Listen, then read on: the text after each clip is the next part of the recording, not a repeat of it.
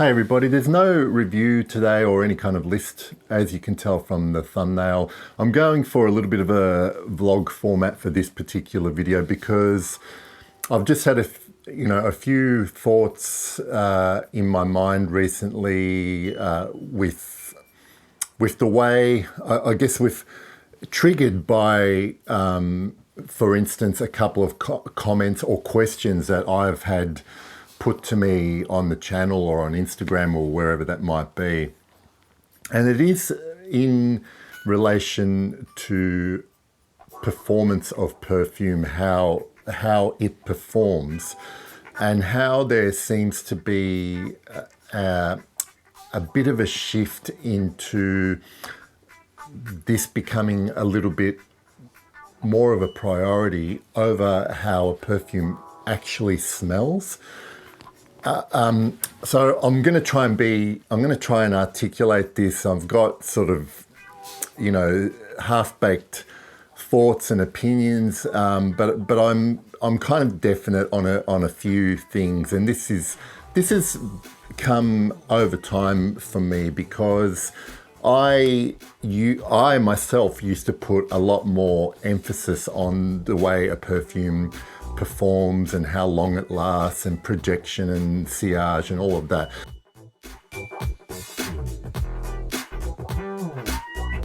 So what I'll do first is I'm going to give you my interpretation of a couple of some terminology. Now, longevity, for me, it's pretty simple. It's how long I can continue to smell my perfume on my skin. Okay, so for instance, some of my perfumes I can only smell for a few hours, 3 to 4 hours. Others I can smell well over a day in some cases.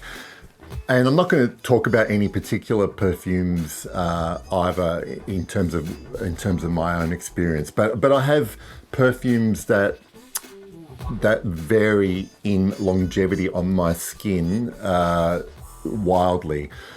And I'll get to, and with that, I want to say that what I have discovered, particularly over the last 6 months, where mask wearing has become a lot more common, is that perfumes that I thought had stopped, had evaporated off my skin because I couldn't smell them anymore, I actually realized that there was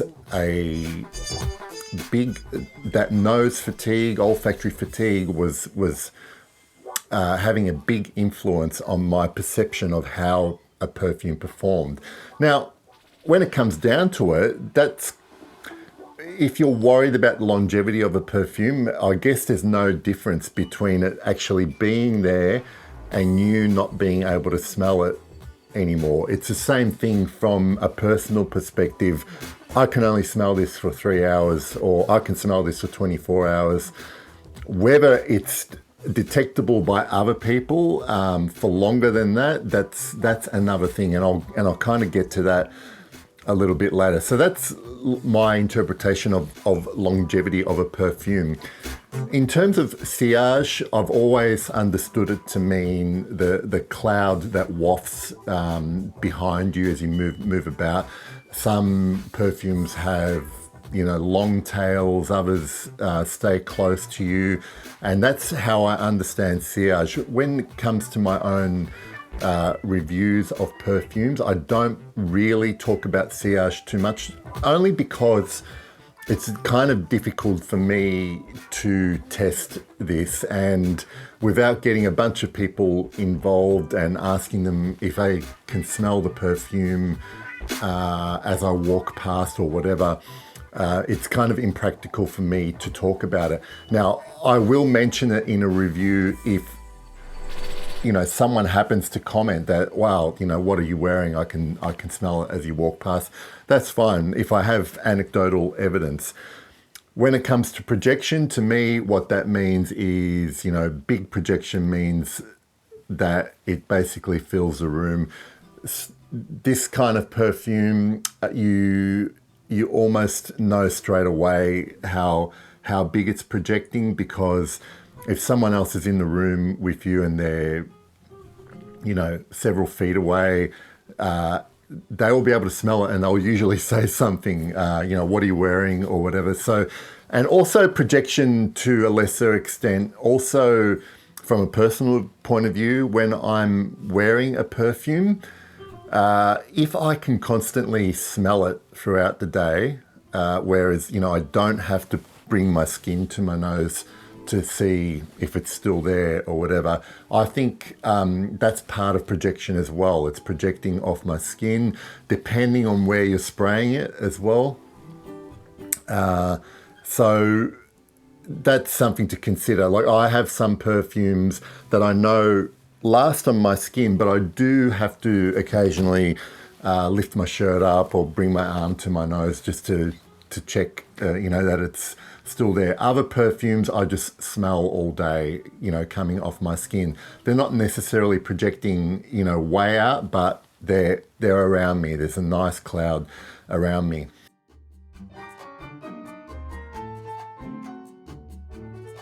Now, okay, so now that I've kind of talked about that, I want to get to, how important is performance of a perfume to you, to me, to anyone? There has to be a little bit of context behind that as well, because I can tell you, speaking from my own personal experience, I have in my perfume rotation, perfumes that I try to wear, all my bottles and samples that I'm testing constantly. I have hundreds. I have well over 100 different perfumes that I try to rotate through. And what this means is that generally, well, pretty much every single day, I will have at least 2 perfumes that I'll wear. One in the morning, and then by the end of the day, I'll spray on something else. So what that means for me is, if I'm wearing a perfume, I don't necessarily care too much about the fact that it's not lasting more than 5 or 6 hours, because by then, I'm spraying something else, and I'll know if something is still going strong after that time. But I'm not too fussed about the fact that a particular perfume only lasts a few hours. But that's because I'm not going to be, I'd never have the intention of wanting a perfume to last a whole day. However, if you are a fragrance enthusiast and you only have a much smaller rotation in your wardrobe, you've curated your wardrobe a lot more, refined it, and you're only wearing one perfume a day, but you want it to be there or be able to smell it the whole day, then your performance longevity will come into it, come into your consideration a little bit more. But then there is another factor where also, if we're talking about things like projection and sillage, are you the type of person that purely worries, wears perfume for your own enjoyment, for your own benefit? Or do you also consider what other people are smelling? And I totally understand that, because I come from a background where I work in offices. There are other people, although I haven't been for a few months working from home, but you do still need to be considerate about what you're wearing at work. And thankfully, a lot of the stuff that I wear, I have never had any complaints about. Even stuff I consider strong or might maybe a little bit challenging for other people. I think that also comes down to how many sprays you put on, where you're spraying, and all of that kind of thing.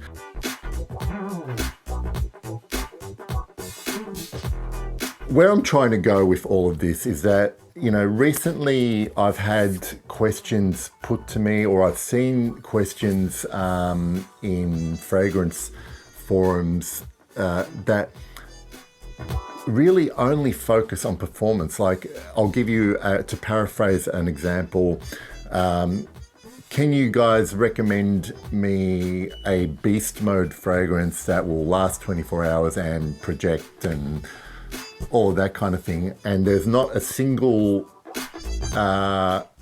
question or description about how it should smell. So it would seem to the person reading that question is that it doesn't matter how this smells. I want people to be able to smell this. I want this to fill a room, and I want it to last 24 hours. Now, the downside to that is I've generally found that a lot of fragrances that last a long time on my skin, interestingly enough, tend to be ones that I really dislike the smell of. And there's probably a bit of a psychological element there, that I really don't like how something smells, and I can't scrub it off for the life of me. But there is this, and I think this is probably more the case with people a little bit newer to the fragrances and the fragrance world on social media in general. I know that when I started out, I was a lot more concerned about how something performed, particularly when with that concern it grew exponentially with the cost of the fragrance I was testing or owned. I had it in my mind that if something costs this much, then I would expect it to perform to an equal level with its cost. And over time, I've come to realize that you still, no matter how much something costs, you still have to put how it smells above how it performs. However, I will still, if I'm considering a very expensive purchase, the way a perfume performs is still going to be factored in for me personally. And look, if you have got a smaller collection, this should be even more important, because I figure that if you're not using a lot of different fragrances and you're investing in some quite expensive perfumes, you do not want to have to spray it so often that you're going to run through a bottle of a $500 perfume a lot quicker than you would, $50 80s powerhouse that still smells good but lasts for days and days. This is something that still needs to be considered. In my case, and by all means, I don't have anywhere near the largest collection of perfumes that I rotate through. And like I said, the more perfumes you have in your rotation, the more you don't need to care too much about performance. I still think it should be considered, but ultimately, right now, it has to be always how good does this smell, and then performance should be down here. This is just my opinion, but I think there has been kind of too much influence, particularly in the YouTube fragrance world. I don't remember reading a lot of, for instance, written blogs that focus a lot on performance and longevity. It's probably mentioned in passing as part of the overall review, but there is a big emphasis put on performance in YouTube channels in particular, and I think this has had some kind of unconscious influence on, Beast being best. And I'm gonna pop up a few screenshots here on the video as an example. All of these videos that you see now were uploaded in the last month, and all I did was do a YouTube search with the words beast and fragrance, and all of these videos have popped up, and they all have the word beast in their titles or in their thumbnails. And it's almost a kind of an unconscious thing that seeps into fragrance reviews. Well, they're not really even reviews, to be honest, but it puts a weighted importance on performance of perfume. But I want to stress again that for those of you who don't have many bottles and who really, have to think about how their money is spent, you should definitely take it into consideration. Just what I'm trying to stress is that it should never be above how it smells, because as I mentioned earlier, I've smelled some crap in the last 12 months and they all last a long time, longer than anyone needs to smell them for.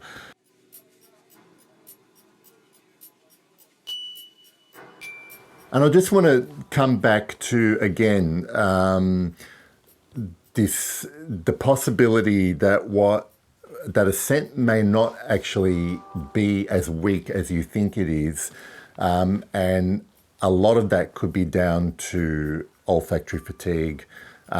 So I'll offer up a couple of things you can try, which are widely known in fragrance circles about, for instance, using moisturizer on your skin to, slow down the evaporation of the fragrance on your skin, spraying on clothes, spraying in hair.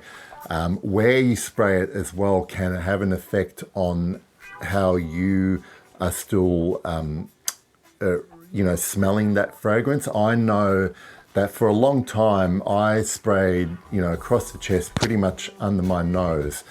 And I found that although it was good in the beginning, like you get nice wafts of what you sprayed on, very quickly I would become a little bit fatigued to that smell and stop smelling it. When I switched to more kind of spraying on the back of my neck, or even my upper arms or on my clothes, basically further away from my nose, it had a definite effect on my ability to smell that particular scent. Anyway, importantly though, like there are some fragrances out there, some perfumes out there that are just not going to last as long as others, and that all comes down to what they're basically composed with. There are some raw materials that simply do not last as much as other raw materials, and that's basic, law of perfumery, basically. So you need to consider that. You cannot expect a citrus eau de cologne to last as long as a really resinous amber fragrances. Again, I'll share an anecdote with me. I wore a perfume a while ago that I know has a lot of ISO-E super in it. Now, I have a lot of trouble actually smelling ISO-E super. Molecule 01 is something I almost can't smell on my skin. And, even though that perfume, it was Terre d'Hermès Parfum, by the way, even though that perfume I could smell for a few hours, after 4 or 5 hours, I feel like it's not there anymore. And the story, this particular story is that several hours, like probably 12 hours after I sprayed it, I bumped into somebody and they said, "Oh, what are you smelling? That smells great." And I could not smell that anymore. So clearly that was a case of an aroma chemical like ISO-E super, still like going, still projecting, but I had no ability to smell it, but it was still apparent to other people. So you have to take all of these things into consideration. And again, it always comes down to testing how, what is happening on your skin. But this video is to kind of just comment on the fact that performance should never supersede perfume, the smell, the scent. Thanks for being patient and listening to my rant. That's all I really wanted to say, but I'm interested in your thoughts and comments, whether you agree, disagree, or you're somewhere in between. Really, all I want to do is kind of raise this conversation, I guess, and try and move away from this performance is king and back to scent. Scent should be at the top of the list. All right, thank you for watching again, guys. I appreciate it. I'll see you later. Bye.